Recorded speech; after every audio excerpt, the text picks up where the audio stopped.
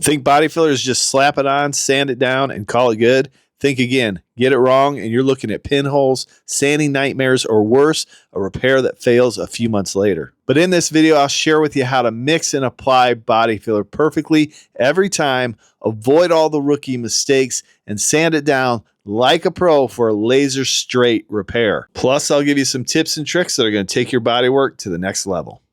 Okay, we're ready to mix up some filler for this. We checked the fitment of the door handle, and the door handle fits fantastic. On the first coat, we just want to fill the low areas, so we're going to put a thin coat over it. We'll shape it, we'll see how it looks. I'm going to share with you how to mix up some filler. So I'm going to use this upol lightweight gold. That filler right there is a little bit older.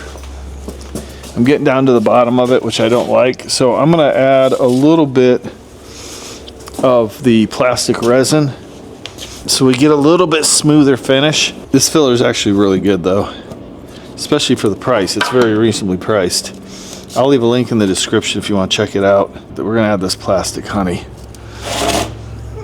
So this is what they call plastic honey. You can add this to your filler to thin it out just a little bit, make it a little bit smoother, and it really does a good job. I don't want to add too much. I'll mix this up first before we start putting our hardener in there. Now when I'm mixing this up, I'm just gonna fold it in. We fold it in so we don't introduce air. We want to eliminate those air pockets because that causes pinholes, creates more work for you. I'm just going to put a little bit more honey in here. Let's put some hardener in here. Knead up your hardener so you don't get any, because this does separate in the tube from the center. That's going to be plenty. We're going to mix it over at the car. Let's mix this up till it's all one uniform color.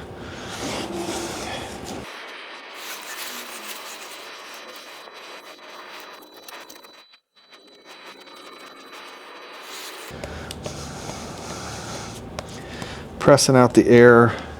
I'm going to get a little bit on my spreader like that.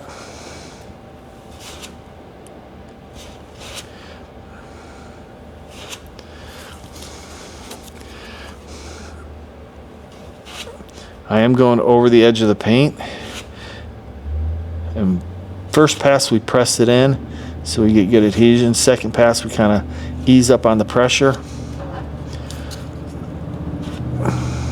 I should mention that we used 80 grit sandpaper to sand the paint around this repair to prep it out for body filler.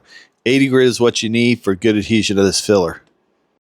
Alright, that's all we need for that first coat. Now I'm going to open this up to lay this on so I don't get caught on the edge there. I don't want to go right up to this. I should have taped that off, but I didn't. So we'll just have to be careful. I'm going to lay some in here like this.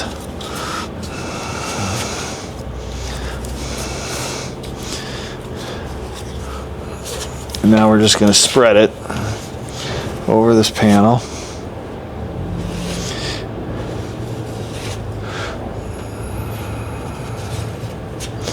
There's a little something.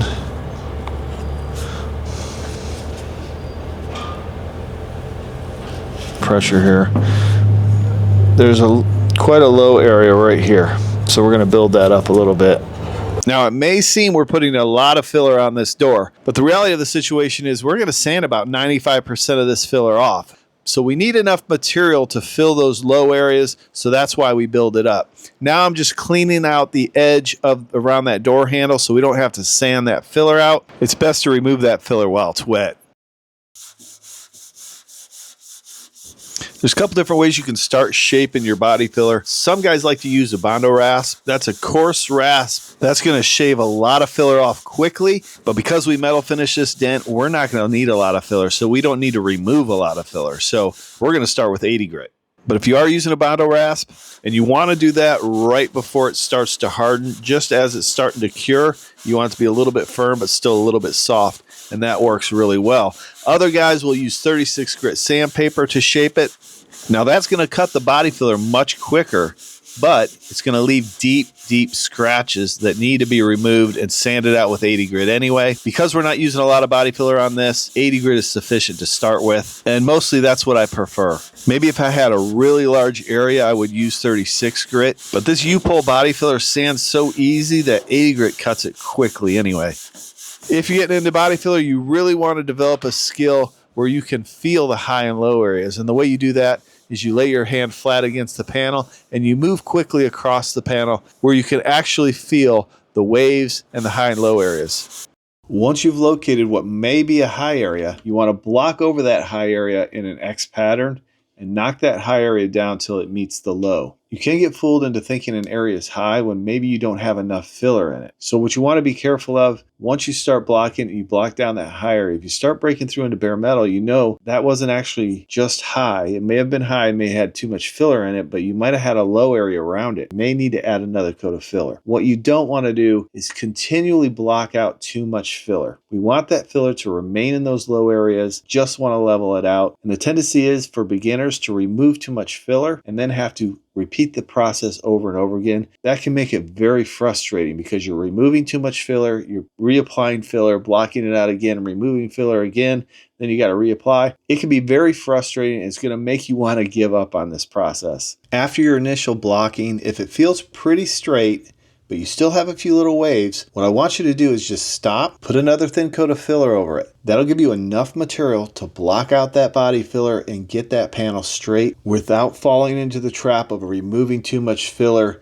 and frustrating yourself. If you're really having trouble finding those high and low areas, it's a good idea to use a guide coat. A guide coat is something that you apply over your body filler, something of a contrasting color. So when you block sand it, it's going to reveal those low areas. The guide coat's going to remain in those low areas, and the guide coat will be blocked off of the high areas.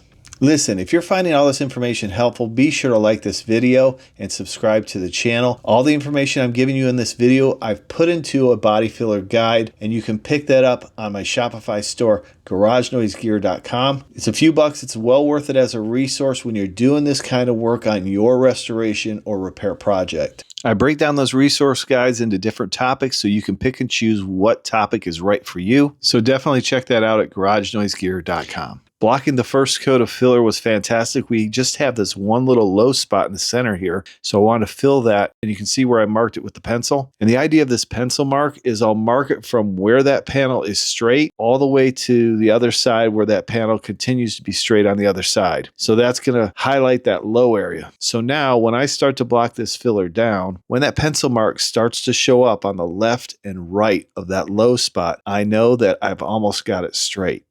Here's another useful tool for shaping body filler. Now we're still in the phase of blocking with 80 grit sandpaper, but I had to fill a little bit of a low area underneath this body line. In order to shape this, I'm using a body filler rasp. This tool has coarse teeth on it, and I use it to shave down the body filler. So it really cuts this body filler quickly. And the key to using this rasp is you don't want to wait for that body filler to completely harden. You want it to be firm but still soft, and that's when it's best to use this tool to shave down that body filler. This will most definitely save you a lot of time. Now, I didn't record this process, but after we shaved this down, we went ahead and blocked out that area with 80, and then we blocked over this whole repair with 180. And the reason we do that is we want to refine those 80 grit scratches down to a 180 grit scratch. This bodywork is now been shaped and is straight.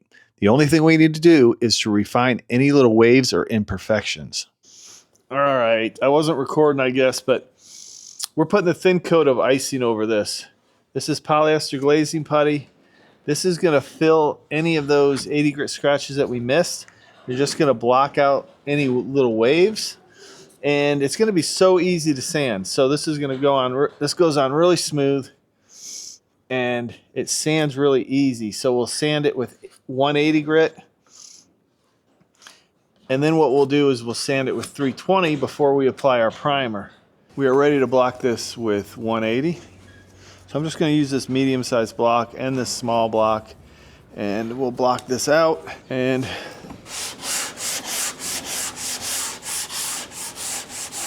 let's put the guide coat on here so you can see what's going on here.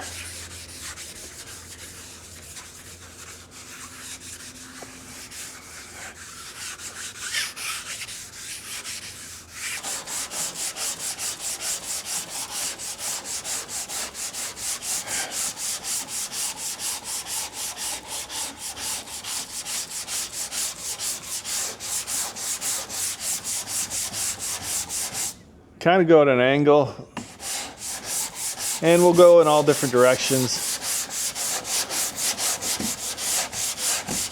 We talk a lot about X patterns, which is fine.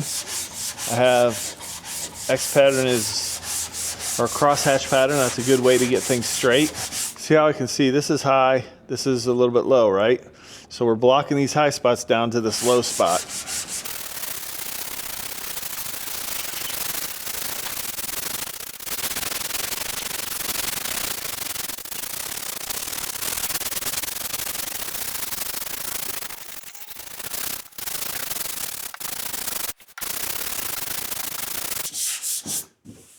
So I feel the little low spot here, but this is a little high, so we're going to block this down until it meets this. And it'll be perfectly straight. Now, if you run into an area where you break through into bare metal, you either got a high spot there or you got a low spot around it. In this situation, it's probably a high spot. And you can see this is starting, I don't know if you can see it here, but right here, you're starting to see a little light spot right here. That means we're getting down to the metal. So hopefully this will all block out before we actually hit metal. We'll still have a little bit of filler over top of it and it'll still be straight. If you have a little bit of a low, primer's going to help with that. You don't want to be filling a major low with primer. We're going to leave that there because we're going to block over this with 320. When you're shaping this and everything, you could use an orbital sander to shape it. But when you get to this point where you're blocking with 180 and 320, you want to use a block. You don't want to use a machine. You don't want to use an orbital sander or DA or anything like that, because this is where you're getting it straight. Now, if you know what you're doing with the DA, you could get a panel pretty dang straight with the DA. But that's after you know what you're doing. You've got a lot of experience. Remember, when you're blocking with 180 grit sandpaper, you want to leave some room and leave some material on the panel that you can block this with 320 and remove those 180 grit scratches. At this point, we don't want to break through our body filler and have to put filler over top of it again. Now I'm going to machine sand around this repair area with 320 grit sandpaper. We're going to remove any rogue 80 grit scratches or 180 grit scratches, get those down to a 320 grit scratch. Then we'll block over this body filler once again with 320, and that'll be the final step. We're just refining those 180 grit scratches. We're not trying to take off a bunch of material when we're blocking it with 320. We just want to refine those scratches so we can prepare it for primer. You definitely want a primer over a 320 grit scratch. This is going to help eliminate the primer shrinking into those scratches and showing up in your repair. There's also something called body filler swelling, and it'll make those scratches swell if they're too coarse, and you'll also be able to see those in your repair. So refine your body filler with 320 before you prime it. Now, the one other thing I will do is I will go over the surrounding area, and Darius has already done most of this with 600, so we don't apply primer over any unsanded paint. You can see that I've added a guide coat to this, and now we're doing our final block sanding with 320 grit sandpaper. The guide coat is going to help us expose those 180 grit scratches, so we know once that guide coat has been sanded smooth and is gone, we have those 180 grit scratches removed. A good tool to use for this step. Next, we'll cover how to mix, apply, and prepare your primer for perfect paint. All that and more on the next episode. I appreciate each and every one of you watching. Let me know your thoughts and questions down in the comments below. Be sure to check out your body filler guide at garagenoisegear.com, and we'll see you on the next episode of Garage Noise.